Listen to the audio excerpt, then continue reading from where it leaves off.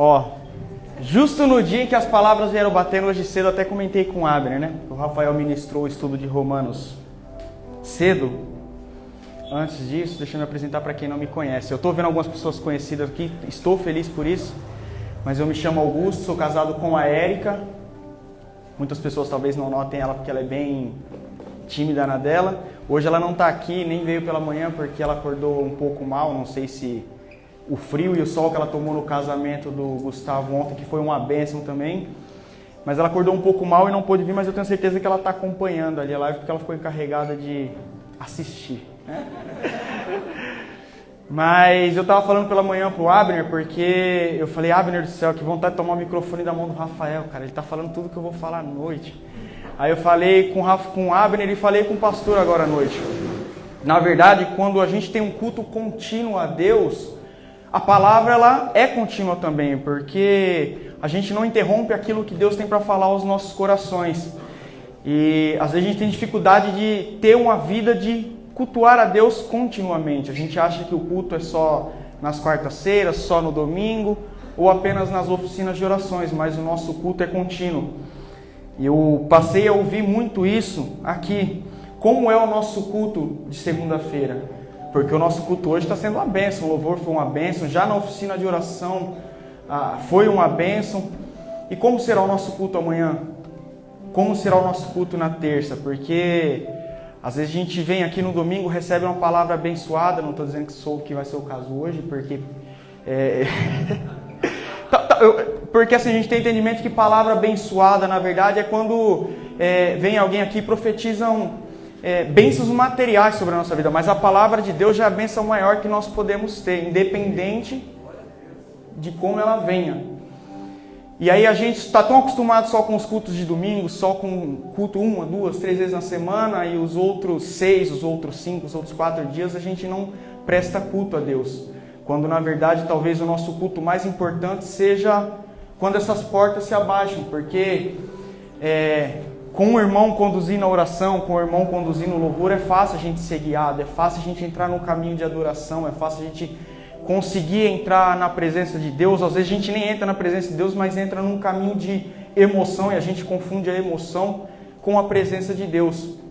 E eu digo que o nosso culto fora daqui é mais importante porque aquilo que a gente faz na nossa casa, aquilo que a gente faz no nosso secreto, aquilo que a gente faz no nosso dia a dia, revela mais sobre a adoração que está dentro do nosso coração, sobre o que a gente faz aqui.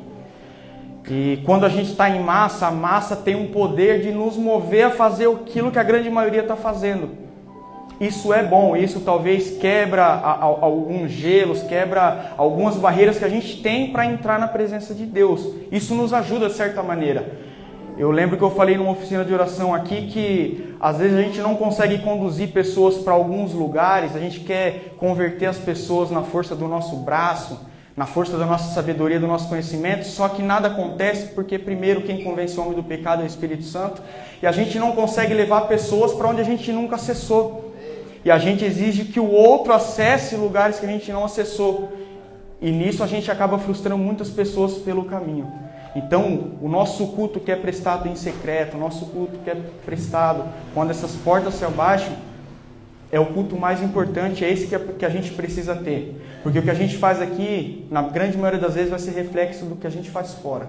Amém? Indo para o texto. Abner, quem que está na mídia? A gente só espera para falar a hora que sai, né? Eu já percebi isso aqui. Todo mundo, aí eu vou e dou uma dessa. E o Rafael falava hoje cedo, e o Rafael foi falando acerca do pecado, e o pastor aqui, depois que encerrou o período do louvor, ele falou acerca de a mão de Deus está sobre nós até onde nós não vemos. E aí quando eu vi o Henrique aqui, eu fiquei muito feliz pela sua vida, Henrique. O Henrique é um cara que eu acompanho da época de escola, é um amigo, mas não tão próximo, porque a gente tinha alguns amigos em comum, né, Henrique? E aí quando o pastor foi falando que a mão de Deus está sobre nós, mesmo quando a gente não vê, mesmo naquilo que está em oculto aos nossos olhos, eu lembrei da minha época de escola, e eu lembrei com quem eu andava, Henrique. Eram pessoas boas? Só que a mão de Deus estava sobre mim, porque mesmo andando talvez com pessoas de um caráter duvidoso ou corrompido, Deus usava essas mesmas pessoas para não deixar eu entrar no caminho de perdição. Era incrível. Hoje eu entendo que é a mão de Deus, porque as pessoas com quem eu andava, que bebiam, que se drogavam, quando eu ia fazer qualquer coisa, eles... vocês não vão dar risada do que eu vou falar aqui, pelo amor de Deus. Eles falavam, Robinho, não entra por esse caminho, porque eu jogo muita bola, né? É brincadeira, é só porque eu sou parecido mesmo. E aí eles falavam assim, Robinho, você não vai beber. Mas não é que eles queriam me proteger de entrar no vício, não. É porque eu que fazia as provas deles, eu fazia os trabalhos deles. E aí aconteceram 2 milagres. O primeiro, que eu não entrei para o mundo das drogas, para o mundo de prostituição, para o mundo da bebida. E o segundo milagre foi que todos eles passaram de ano, porque eles confiaram numa pessoa a qual eles não sabiam o conhecimento que tinha. E eu era preguiçoso para estudar e ainda sou, mas eu estou quebrando essa barreira depois dos meus 30 anos. O texto que nós vamos ler hoje está no livro de Juízes 19. Já a partir do verso 1, que diz assim: E sucedeu naqueles dias, quando não havia rei em Israel, havia um certo levita hospedado no lado do monte Efraim, que tomou para si uma concubina de Belém de Judá.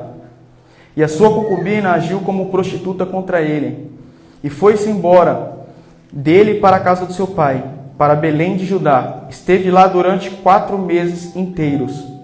E o seu marido se levantou e foi atrás dela para conversar amigavelmente com ela, e para trazê-la de volta, tendo consigo o seu servo um par de jumento.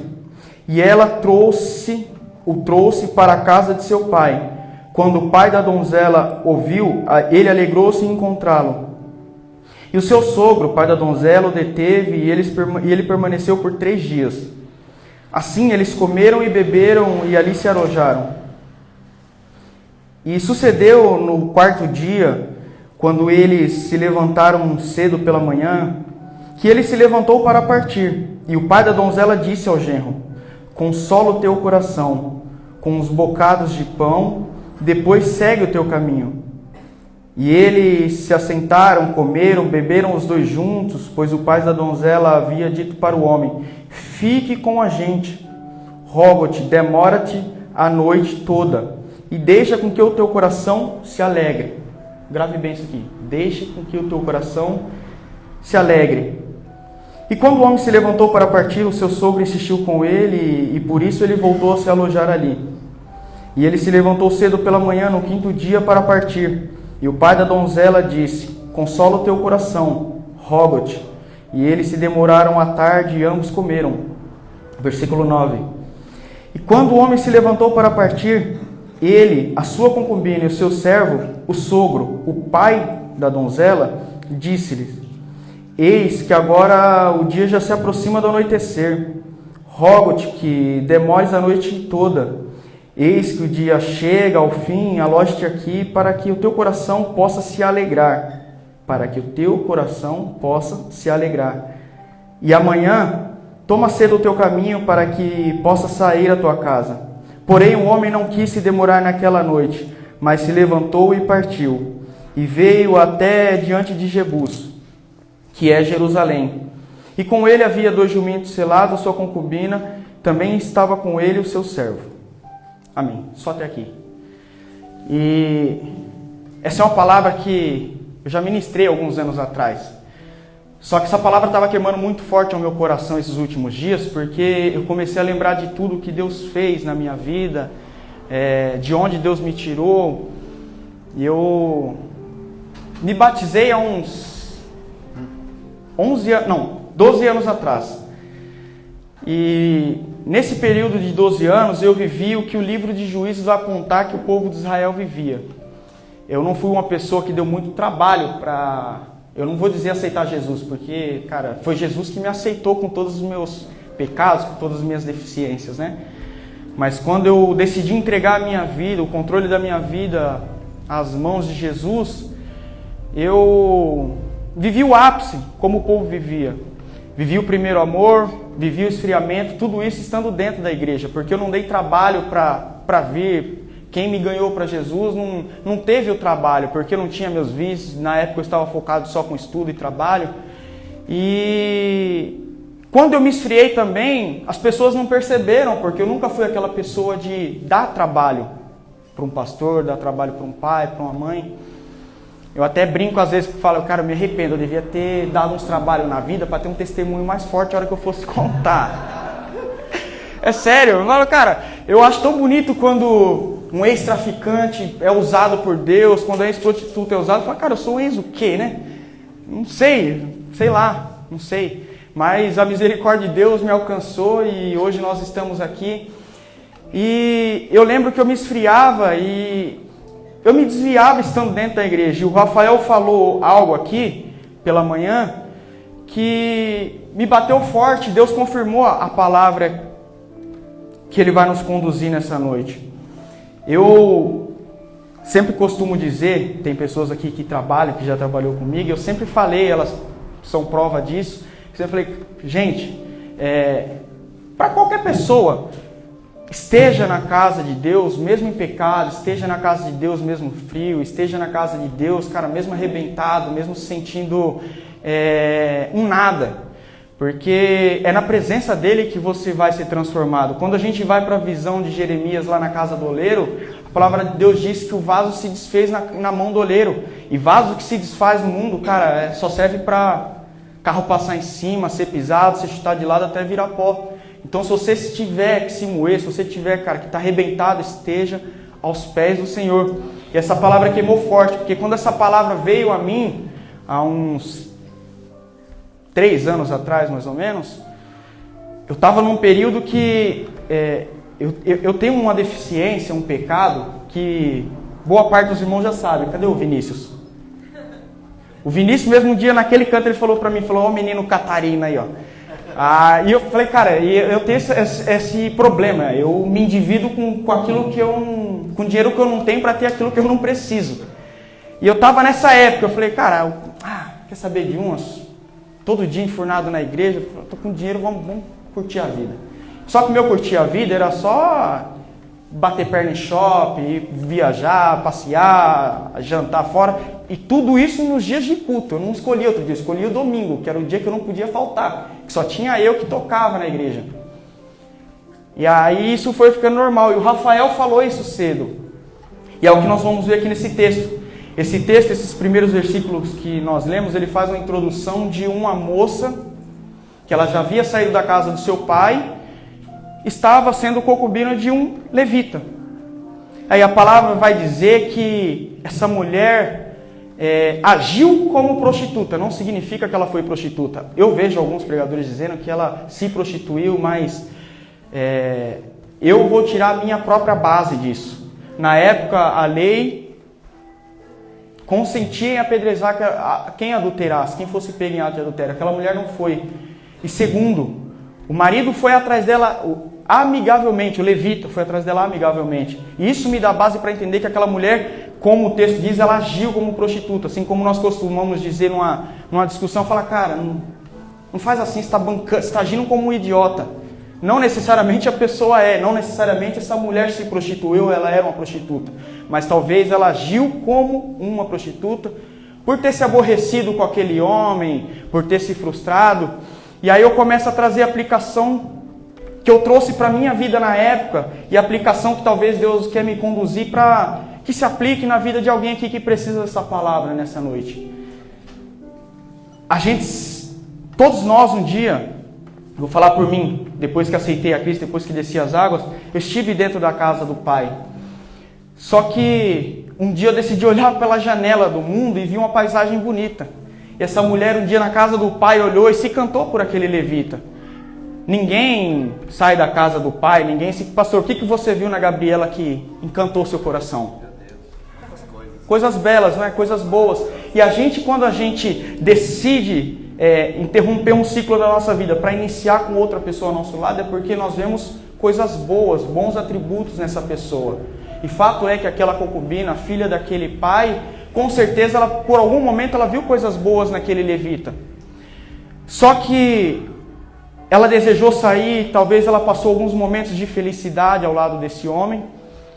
Mas um belo dia, talvez ela foi maltratada, o texto não diz, mas ele abre margem para que a gente possa imaginar, por dentro desse contexto, Talvez aquele homem começou a maltratá-la, talvez começou a não dar o devido valor que ele dava quando tirou ela da casa do pai. E aquela mulher cai em si, as escamas dos olhos dela caem, ela fala, quer saber de eu vou voltar para a casa do meu pai. Na casa do meu pai eu era bem cuidado, eu era bem amada, tinha comida, tinha bebida, eu tinha uma comunhão com meu pai. E aí a palavra vai dizer que por 4 meses, que ela sai da casa desse levita e ela permanece na casa do pai dela por 4 meses. E passado 4 meses, esse levita decide ir ter uma conversa com ela, talvez reatar o relacionamento, relatar aquilo que ele talvez destruiu. E ele chama o seu servo, 2 jumentos com algumas coisas ali na bagagem sobre esses jumentos e vai à casa. Em outras traduções, eu não vi qual foi a tradução que passou aqui no telão. King James, a minha, então não vai mudar muito. Vai dizer que, em outras traduções, vai dizer que quando a mulher vê aquele homem vindo, ela vai ao encontro dele e traz ela para a casa do seu pai. E aí está o perigo. Às vezes, a gente um dia saiu da casa dos nossos pais, ou do nosso Pai, do nosso Deus, do nosso Senhor Jesus Cristo, porque nós nos encantamos com as coisas do mundo. E é normal, principalmente na adolescência, na juventude, né? Eu não quis desviar o Davi ontem, mas ontem no casamento eu falei, Davi, qual foi a coisa mais errada que você fez na vida? Ele falou, cara, sei lá, talvez ter xingado alguém. Aí eu pensei, cara, que bom, isso é sinal de um lar estruturado, né? De uma boa criação. Só que é normal na adolescência, quando a gente não tem muita estrutura familiar, principalmente no que diz a estrutura cristã, os jovens se desviarem, os jovens se encantarem com mais facilidade pelas coisas do mundo. Muitos se encantam por uma faculdade e na faculdade se corrompe. Muitos se encantam com um trabalho e o trabalho serve de pedra de tropeço para aquela pessoa. Entre outras coisas, talvez, cara, aqui a igreja o louvor é legal, mas é sempre o mesmo louvor, aqueles louvor que repete 30 vezes o mesmo estrofe, né, Sérgio? Eu não quero disso, eu vou pro show do Luan Santana, eu vou pro show do Gustavo Lima. E, cara, e aquilo que parece ser bonito aos seus olhos te prende. Só que vai passando o tempo, aquilo vai desfriando, aquilo não vai mais fazendo sentido na sua vida e você lembra que na casa do seu pai você era bem cuidado, você era bem tratado, tinha comida, tinha vinho, tinha comunhão. E aí você decide voltar para a casa do seu pai. Só que aí nós caímos num problema que o povo de Israel estava vivendo aqui no livro de Juízes. Quando a gente lê o livro de Juízes, do capítulo 1 até o seu último capítulo, que eu não vou correr o risco de falar agora porque eu não lembro quantos são, o escritor vai fazer questão de dizer o seguinte: e o povo tornou a fazer o que era mal diante dos olhos de Deus. Isso por 7 vezes que eu contei. E o texto também vai fazer questão de afirmar por 4 vezes que naquele período não havia rei em Israel.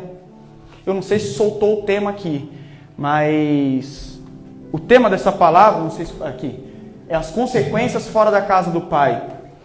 E aí quando a gente começa com essa brincadeira de vai e vem, eu me encanto com o pai, me encanto com o mundo, a gente acaba trazendo para a nossa vida algumas consequências. E aí aquela mulher decide voltar para a casa do pai, ela sai de um lugar que talvez ela lutou muito tempo, empenhou muito esforço para escapar daquilo, e ela retorna para a casa do pai, e ao retornar para a casa do pai, parece que a casa do pai já não tem muito mais graça de novo. E eu começo a imaginar como eu, lá no livro de Atos, no capítulo 20, enquanto Paulo estava pregando, ele em cima da janela lá, porque o sermão já estava se demorando, parece que fica tão normal, tão corriqueiro, sabe? Tá aqui na igreja, tá no culto, às vezes passa 5 minutos, a gente fala que tá se demorando e a gente vai para a janela. E a vista da janela às vezes encanta mesmo. E aí aquela mulher, quando ela vai para a janela, para a porta, não sei, ela vê aquilo que ela lutou, que ela empenhou esforço para se desvencilhar vindo ao encontro dela. E a palavra de Deus vai dizer que ela vai ao encontro e traz para a casa do pai. E isso aconteceu comigo e acontece com muitos e vai continuar acontecendo. E por isso a palavra de Deus ela é boa, ela é perfeita, porque ela sempre vem como alerta. E Deus ele exorta, Deus ele corrige a quem ama. E talvez uma palavra dessa está queimando no seu coração, porque o amor de Deus ainda é sobre a sua vida, ainda é sobre você. E Deus tem algo para fazer na sua vida. E aí nós estamos dentro da casa do pai. A oração ali está chato, o Augusto está pregando, está meio chato, eu vou ali na porta ver o que está acontecendo. E aí a gente se encanta, mas fala, ó, quer saber de um dia eu saí, mas quando eu saí não deu muito bom para mim, eu fui humilhado, não me deram tanto valor, agora eu vou tentar fazer diferente, eu não vou sair. Eu vou pegar aquele pecado, eu vou pegar aquela coisa que tanto me maltratou, eu vou trazer para dentro da casa de Deus, porque aqui eu quero ver ele me desviar. E aí a gente começa a trazer para dentro da casa de Deus aqueles velhos vícios do passado. Aí a gente está dentro da casa de Deus e quando o culto que não é para acabar, no domingo à noite, quando dá 10, 11 horas, a gente está no celular conversando com quem não é para conversar. A gente está acessando coisas que a gente um dia lutou, precisou da oração de irmãos para conseguir se desvencilhar, acessando pornografia, marcando compromisso para o mundo com tantas outras coisas. E aí eu olho para um pai que deu seu único filho para morrer por nós. Então, cara, eu dei meu filho, ele derramou sangue por você.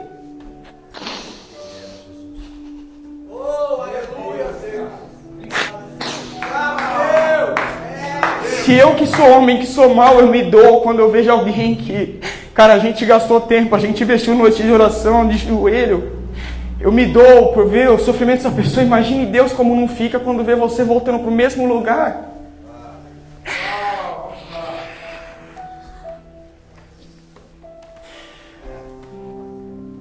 Mas o pai aceita, a palavra de Deus vai dizer que o pai se alegra. Porque, cara, de verdade, como eu disse no começo, é melhor ter você em pecado aqui dentro do que ter você lá fora. Lá fora não vai ter ninguém para varrer seus casos e colocar na mão do oleiro. Aqui dentro você quebra quantas vezes for necessário e Deus vai te refazer quantas vezes for necessário e quantas vezes você estiver disposto e quantas vezes você permanecer na presença dele. E aí o pai se alegra, mas o pai conhece o desejo do filho, não tem jeito. Um pai, uma mãe vai conhecer os próximos passos do filho.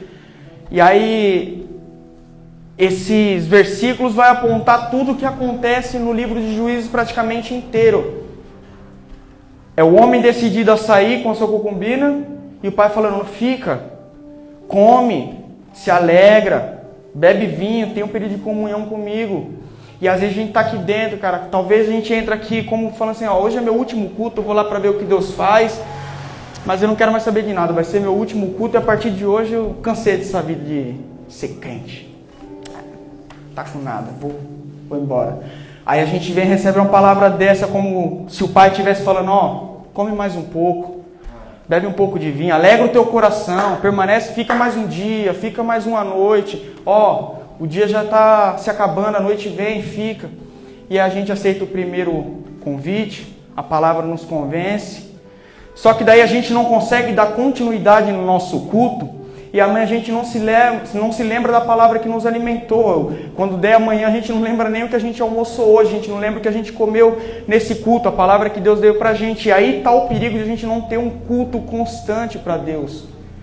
Porque quando a gente interrompe aquilo que Deus está fazendo na nossa vida, a gente abre brecha para Satanás vir e plantar dúvida, para Satanás abrir a janela e mostrar as coisas bonitas desse mundo. Porque, gente, sim, desculpa, o pecado não vem de uma maneira feia. Porque se viesse de chifre, de tridente, ninguém ia estar pecando, ninguém ia estar se perdendo aí fora. O pecado, ele vem bonito. Vai você com dinheiro aí para comprar uma Ferrari, a coisa mais linda. Se eu tivesse dinheiro, eu queria ter. Mas talvez seja uma Ferrari que vai me desviar e por isso Deus não me dá dinheiro para isso. Porque Deus conhece o meu coração. O coração do homem é enganoso. Mas eu sou muito feliz com o que eu tenho da parte de Deus. Eu não tenho falta em nada. Como foi ministrado pelo pastor aqui na sexta-feira na sala de oração do Salmo 23. Eu acho que todos nós que viemos aqui, cara, saímos com outra visão, com outro entendimento do Salmo 23. Cara, de nada, na verdade, nós temos falta. E o Rafael falou hoje, pastor, você não devia ter faltado.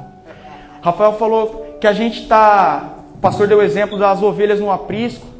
E o pastor, como se ele pegasse uma cadeira e colocasse os dois pés na única porta de entrada que tinha e passasse a noite ali, vigiando as ovelhas. Só que quando o pastor coloca as duas portas, os dois pés na porta que a gente entrou, a gente acha que o pastor está nos prendendo, foi o que o Rafael falou hoje. E aí a gente entra para a casa de Deus e vem palavra, e vem exortação, e a gente se cansa da palavra de exortação, a gente se cansa de ser repreendido, a gente se cansa de ser chamado a atenção, e a gente acha que a igreja está gerando uma prisão na gente, quando na verdade a igreja está tentando nos proteger. Deus está lançando palavras de proteção através da boca dos ministros aqui dessa casa. E aí o homem, a sua concubina, eles aceitam o convite para passar mais uma noite, e aí passa o segundo dia, eles acordam decididos a sair, e aí a mesma conversa. Vem o terceiro dia, a mesma conversa. Vem o quarto dia, parece que ele já está um pouco mais decidido a sair. Só que o pai ainda consegue convencer eles a ficarem. Só que quando chega no quinto dia, eles comem pela manhã, eles se alegram, eles têm um período de comunhão. E quando chega a tarde, eles decidem sair. O pai fala, ó, fica mais um pouco, alegra o teu coração. Cara, Deus é o nosso pai. Ele sabe que se nós sairmos agora, nós não estamos com o coração alegre. Deus sabe que nós precisamos alegrar o nosso coração. Deus sabe que nós precisamos comer um pouquinho mais. Deus sabe que nós precisamos de uma comunhão a mais, de um vinho a mais que nos traz alegria. Só que a gente fala, não, dessa vez eu não vou. Já fiquei a primeira, fiquei a segunda, hoje é o quinto dia, eu vou embora. Eu não quero mais saber disso. E é o que acontece, vai dizer o texto. E eles vão embora. E aí, enquanto eu estava relendo esse texto, eu lembrei do Richard, até queria que ele estivesse aqui para pedir permissão, mas eu estou pedindo para você permissão em espírito, Richard. Eu vou ter que te usar como exemplo. Não, mas é algo que o Richard já falou para todo mundo. Ele fala, eu acredito que boa parte dos que são mais próximos aqui do Richard já escutou o testemunho dele. Eu não sou próximo, já escutei, não é possível que vocês não tenham escutado, né, gente? Ele fala, Augusto, cara, quando eu me desviei que eu estava lá no pagode, cara, era incrível. Mano, Deus usava os bêbados para falar comigo. Você não é crente? O que você está fazendo aqui? E Deus é tão misericordioso que Deus, no nosso caminho de se desviar, no nosso processo de se desviar, Ele vai alertando, Ele vai colocando pessoas para falar, viu, mas você não é crente? Ou às vezes não vai ser com esse tom, vai ser uma pessoa necessitada e vai falar, viu, eu sei que você vai na igreja, eu sei que você serve a Deus, você não ora por mim? E aquilo nos constrange, mas a nossa vontade de ganhar o mundo é maior que o nosso constrangimento, e a gente fala, oro. E aí cai naquilo que o Rafael falou hoje de novo. Eu vou usar muito o Rafael como exemplo, porque na hora eu levantei, o Abner falou, não abre a boca que eu já entendi o que você vai falar. E o Abner já entendia. E aí foi o que o Rafael falou, cara, a gente está tão acostumado só com o serviço, só com as coisas, com o trabalho. Na verdade, a gente está... eu até ouvi uma palavra essa semana que a gente está tão acostumado com o ministério e esquecendo do sacerdócio. A gente está tão acostumado em fazer o trabalho e a gente esquece de prestar um culto, a gente esquece de prestar uma adoração verdadeira a Deus. Que quando a gente desviado, uma pessoa vem e ora, gente, de verdade, se eu estou desviado, a pessoa vem pedir oração para mim, você não quer orar para mim primeiro, para ver se Deus me escuta? Mas não, às vezes a gente é tão cara de pau que a gente fala, não, oro sim, você tem fé que Deus vai me usar aqui, e ainda usa desse tipo de conversa. Porque a gente está tão cego, a gente está tão determinado a ganhar o mundo, que a gente já não se importa mais. E Deus vai levantando pessoas no nosso caminho para nos constranger, para nos avisar. E aqui no versículo 11, a palavra vai dizer que quando eles estavam junto a Jebus, ou Jerusalém, o dia já estava declinando. E o seu servo, o servo do seu senhor, disse a ele, mestre, vem aqui, eu rogo ao Senhor, tornemos para dentro dessa cidade dos jebuseus e nela nos alojamos. E no nosso percurso de se desviar, Deus vai levantando pessoas e falou, cara, a noite vem chegando, aqui é perigoso, volta para a casa do seu pai, volta para onde você não devia ter saído, cara, vai para a cidade que é segura. E a gente, na nossa ignorância, na nossa cegueira, com as escamas nos nossos olhos, nós falamos, viu, só falta falar como Jesus falou para Pedro, atrás de mim, Satanás, eu quero me desviar. Satanás não tem nem mais nada a ver com a pessoa. E aí, ele não dá ouvido e vai prosseguindo o seu caminho. E aí no versículo 13 vai dizer que ele disse ao seu servo, vem e aproximamos desses lugares para nos alojarmos a noite toda, em Gibeá ou em Ramá. Aí o 14, e eles passaram adiante e seguiram seu caminho, e o sol baixou sobre eles, quando já estavam junto a Gibeá, que pertence a Benjamim. E eles viraram para aquele lado para entrar e se alojar sobre Gibeá. E quando ele entrou, assentou-se em uma rua da cidade, pois não houve homem algum que os recebesse na sua casa para alojar. E aí quando a gente já vai vendo que vai declinando a noite, vai vendo que o que aquelas pessoas falaram pra gente fazia sentido, a gente já está tão distante da casa do Pai que a gente não consegue voltar antes da noite romper, e a gente também não consegue avançar para o próximo local de segurança, que a gente fica perdido no meio do caminho, sujeito a todo tipo de situação, a todo tipo de mal para a nossa vida. E no ápice do nosso desvio, ou no meio do ápice, já ninguém há que nos abrigue, a gente já não tem mais a quem socorrer, e aí a gente tem que torcer verdadeiramente só com a força do nosso braço, com a força das nossas pernas, dos nossos pés que nos tiraram da casa de Deus. Só que aí o texto vai prosseguir, vai dizer mais à frente que um senhor, voltando da sua lida no campo, apareceu a eles e falou: olha, não fiquem aqui. E a gente vai ver a discussão desse levita com esse senhor dizendo: não, mas eu tenho pastagem para os meus animais, eu tenho comida para mim, para minha concubina. Ele nem fala da concubina, aí ele já fala: eu tenho pastagem para os meus animais, para mim e para o meu servo. A concubina que ele fez questão de arrancar da casa, que morra de fome, né? Qualquer semelhança quando a gente sai da casa de Deus levado pelo levita do mundo aí, cara, quando a gente já está distante do Pai, ele já conseguiu o que ele queria, parcialmente. E aí a gente que morre de fome, a meta dele era só tirar a gente de dentro. Só que daí esse senhor consegue convencer ele e fala: não, vem comigo, não vai faltar pastagem para os seus animais, não vai faltar abrigo para você, não vai faltar comida para vocês. E aí quando eu vejo nesse ponto da passagem, eles estão no meio do caminho. E eu vou fugir um pouco da palavra aqui, porque a gente muito ouve se falar em um avivamento, e eu acredito que está prestes mesmo a estourar um avivamento mundial. Aí você fala: Augusto, baseado em quê? Eu sou uma pessoa que eu analiso muitas coisas, principalmente rede social. Nunca se viu, eu pelo menos nunca vi, um período em que tantas pessoas que não frequentam cultos, que não frequentam missas, que nem entendem muito da palavra de Deus, postarem coisas a respeito de Deus. E isso, ao meu ver, mostra uma sede que está dentro dessas pessoas, um desejo de estar em lugares que talvez nós precisamos mostrar para que essas pessoas acessem. Mas eu consigo notar que há um desejo em muitas pessoas que ainda talvez não ouviram a palavra por falta de quem pregue, que estão sedentas. E quando nós nos posicionarmos a sermos essas pessoas que vão levar e que vão apontar um caminho, a qual nós já estamos, porque para levar pessoas ao caminho de avivamento nós precisamos estar lá, nós vamos ver um avivamento em massa no mundo. E tudo é uma questão de posicionamento. Aquela serva, no meio do caminho, ela poderia se posicionar em continuar se afundando ou retornar para a casa do Pai. A distância seria a mesma, para o fim dela ou para a casa do Pai. E o avivamento que a gente tanto clama, nada mais é que um posicionamento da nossa parte. A gente acha que o avivamento é pular aqui, é tocar a bateria igual o Sérgio toca, rindo. E legal, eu consigo ver o avivamento sim nisso, mas o avivamento vai quando nós não estamos aqui mais na casa de Deus. O avivamento vai na forma que a gente permanece fora daqui. O avivamento nada mais é que você ter uma vida de retidão contínua dentro e fora da casa de Deus, uma vida de oração dentro e fora da casa de Deus, uma vida de leitura da Bíblia dentro e fora da casa de Deus. Isso é o avivamento. O avivamento é você pregar a palavra em tempo e fora de tempo, e mais nada disso. E o restante é Deus quem vai fazer. A gente só planta a semente.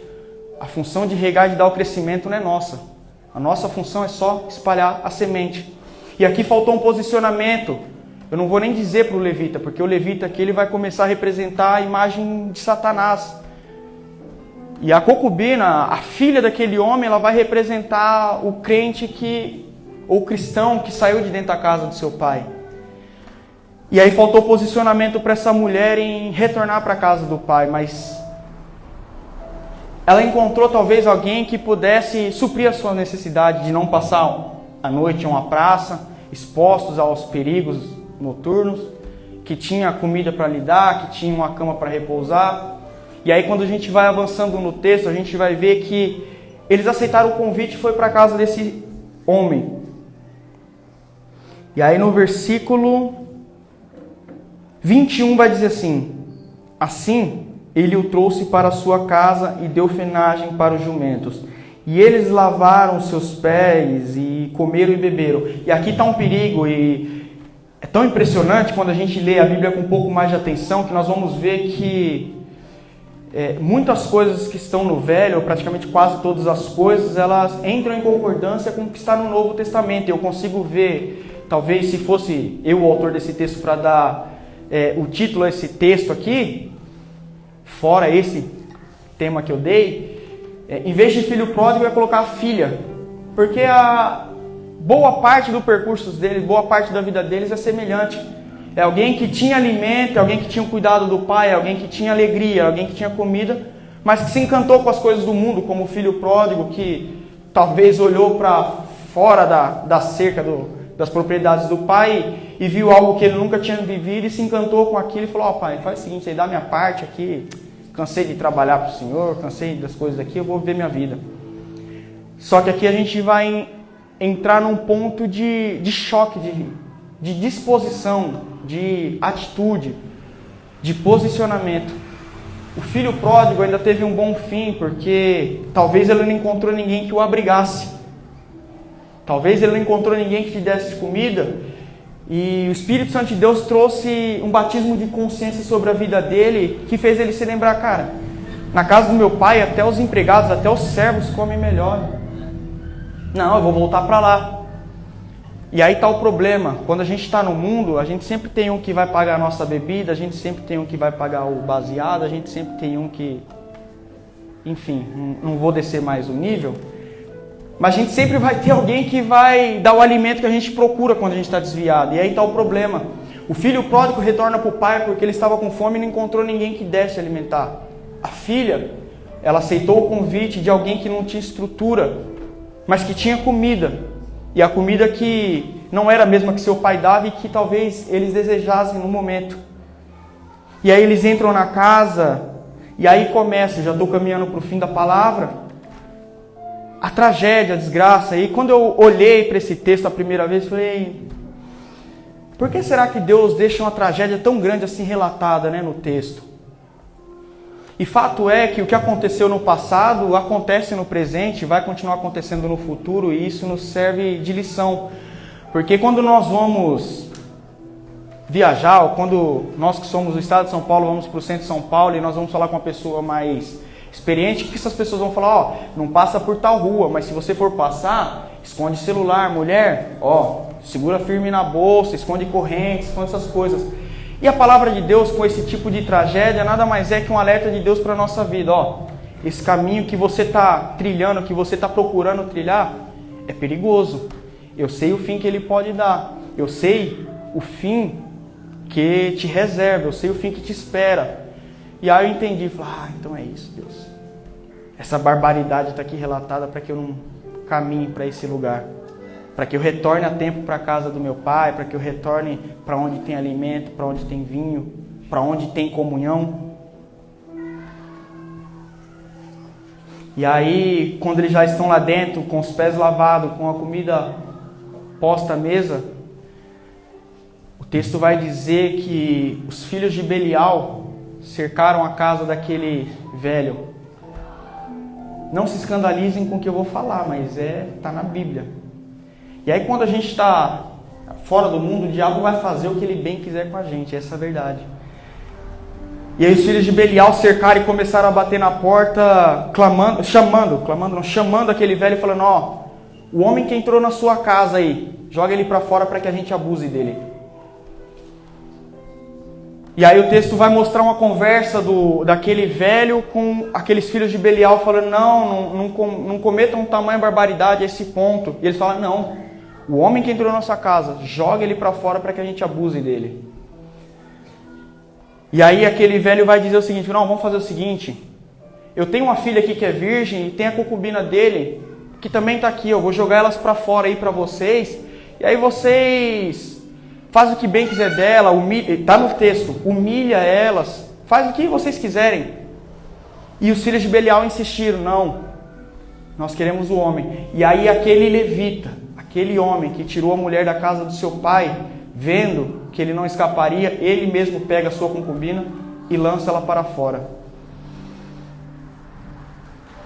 E aí a palavra de Deus vai dizer que aquela mulher foi abusada, violentada a noite inteira, e quando rompeu a manhã, quando aquele levita, vai dizer o texto assim, quando aquele levita se levantou ao romper da manhã para prosseguir o seu caminho, encontrou ela caída à beira da porta. E aí talvez venha o fim que a gente acha que nunca vai acontecer com a gente. Se Deus te trouxe aqui nessa noite e você se identifica com essa palavra, é um alerta de Deus. Não quero gerar medo em ninguém, não tenho nem esse poder com essa minha cara de coitado, vou gerar medo em vocês. Mas o temor é pela palavra de Deus, é o Espírito Santo que vai te convencer se você está nessa situação ou não. A gente está dentro da casa do Pai, a gente um dia saiu, se encantou com as coisas do mundo, viu que aquilo não tinha valor, viu que aquilo nos humilhou, viu que aquilo nos maltratou e nós retornamos para a casa do Pai. Só que a gente veio para a casa do Pai não tão firme, talvez desejando ainda um pouco, falar, sabe, eu não vou usar essa expressão porque eu acho feio, mas sabe, aquela mulher que apanha do marido e que acha que o cara sempre vai melhorar, ela retorna para a casa do Pai, quando vê o marido vindo buscar, ela olha pela janela e fala, não, mas dessa vez vai ser diferente. Não, dessa vez ele vai estar aqui dentro. Aí ele permanece, o seu pecadinho de estimação permanece com você dentro da casa do Pai. E aí passa o primeiro dia e você fala, nossa, não é que eu sei lidar mesmo com o meu pecado aqui na presença do Pai? E a gente acha que isso é inofensivo, que nunca vai nos fazer mal. Só que uma hora a conta do mundo vai chegar. Satanás vai chegar e vai, cara, e aí? Da mesma forma que você não pode servir a dois senhores para Deus, você não pode servir a dois senhores para mim. Ou é o Pai ou sou eu. E aí aquele pecadinho de estimação consegue te convencer a sair da casa do Pai de novo. E aí, aquilo que te tirou de dentro da casa do Pai, que era para te dar proteção, ou que na sua cabeça você achou que aquilo era para te proteger, te trazer felicidade, no momento mais difícil, vai ser o primeiro que vai te jogar para fora, para que você seja abusado, para que você seja humilhado, como bem diz o texto. E aí quando a gente já sofreu toda a humilhação do mundo, quando a gente já sofreu tudo que a gente tinha para sofrer, cara, Satanás vai fazer como aquele homem, ele vai se levantar da manhã. E o texto me abre margem para entender que aquele homem, sabendo que a mulher estava sendo abusada, ele dormiu tranquilamente à noite. Porque o texto vai dizer que aquele homem, levantando pela manhã, aquele homem foi dormir, ele estava, cara, pouco se importando com o que estava acontecendo com ela. E ele se levanta pela manhã para seguir o seu caminho. Cara, e quando Satanás já humilhou, já abusou da gente, cara, ele próximo, ele vai se levantar, e vai ver a gente caído na beira do caminho, e vai falar, viu, como está no texto, levanta. O texto vai mostrar que aquele homem ainda insistiu para aquela mulher levantar. E ela não levanta. Só que o texto também não diz que ela morreu. O texto diz que ela, sendo abusada a noite inteira, ao romper da manhã, foi à casa e caiu na casa, não morreu. Só que aquele homem coloca aquela mulher sobre o jumento e chegando onde ele tinha que chegar no seu destino, vai dizer, texto, que ele esquarteja aquela mulher.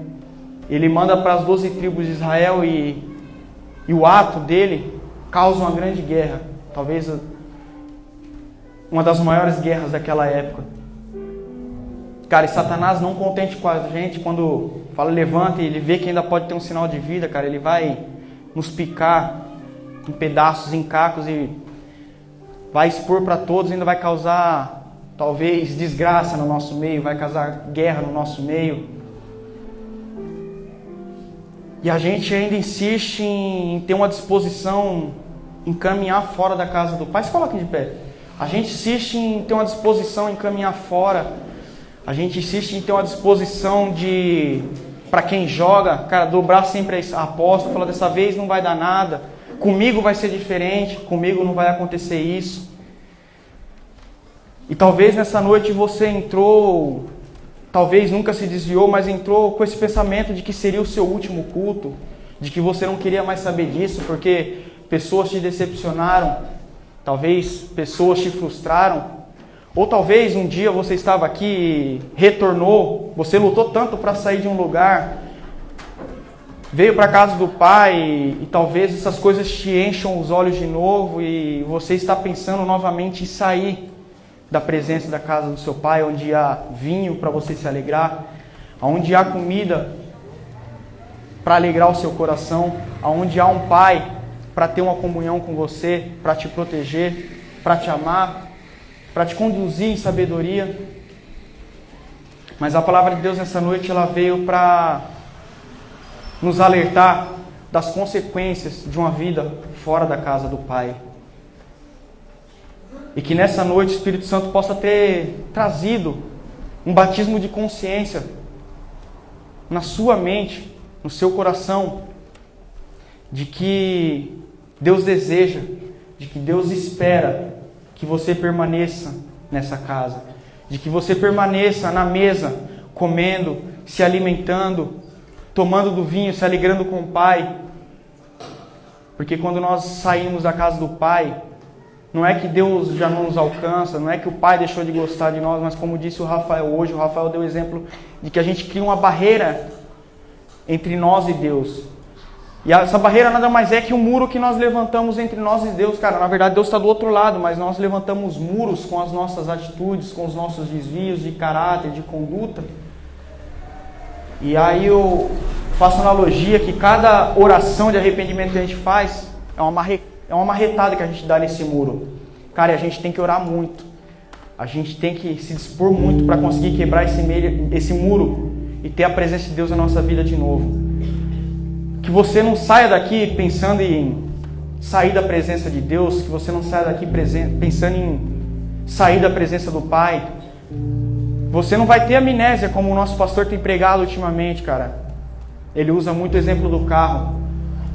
Na nossa vida, nós sempre vamos ter um retrovisor, que é para a gente olhar as coisas que se passaram, para a gente olhar as coisas que vêm, que nós precisamos dar passagem para que passem e vá.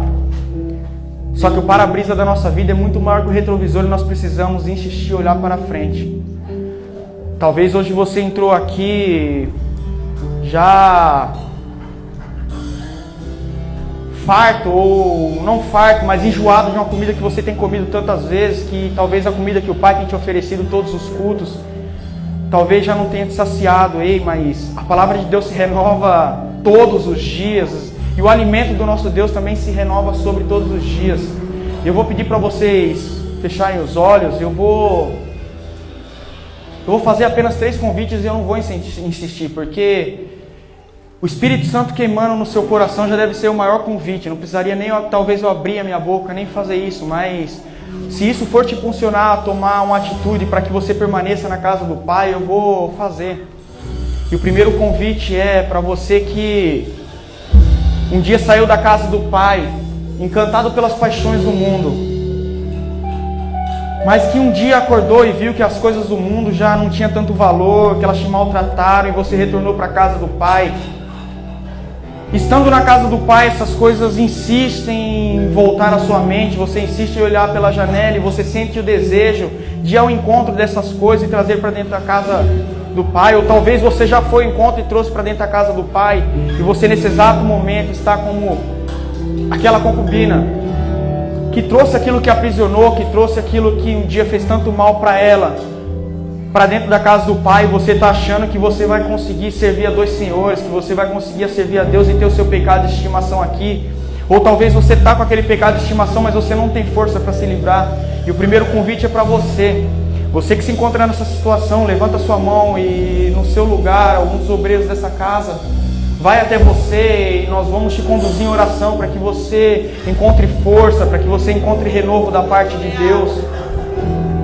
O segundo convite é para você que talvez nunca se desviou, você nasceu num berço cristão, evangélico, mas você sente uma forte tentação, você sente uma forte atração pelas coisas que você vê pelas janelas desse mundo. E você talvez por esses dias tenha sido tentado a experimentar como é se desviar um pouquinho, como eu disse. Talvez você está sendo tentado a provar um pouquinho. Talvez você está se achando tão forte por estar tanto tempo na presença de Deus e você falar, se eu for ali provar só um pouquinho, não vai dar nada, eu tenho força para retornar. Você que está com esse tipo de desejo, o segundo convite é para você. E o terceiro convite é para você que um dia saiu E hoje talvez você esteja retornando pela primeira vez novamente para a casa do Pai. Essa palavra queimou o seu coração e você entendeu que esse é o lugar a qual você deseja gastar o restante das suas vidas, o restante dos anos que ainda tem pela frente. Você que um dia gastou a sua vida no mundo, um dia gastou em bebidas, em prostituição, em pornografia, em adultério. E você entrou aqui para ver o que Deus era capaz de fazer na sua vida, se Deus realmente tinha poder de te tirar dessa prisão que talvez você lutou sempre nas suas forças, você sempre lutou na força do seu braço. E hoje Deus, não sou eu, não sou o Augusto, não é esse pedaço de carne com o microfone na mão que te faz o convite. Quem te faz o convite é um Pai que um dia viu você sair por essas portas. Quem te faz o convite nessa noite é um Deus que diz: na minha mesa tem vinho, tem pão te esperando. Na minha mesa, na minha casa tem comunhão. Se você é uma dessas pessoas, levante a sua mão no seu lugar, vem aqui à frente. Nós vamos te conduzir em oração, nós vamos te conduzir para que você possa ser renovado, possa ser alimentado pelo seu Pai.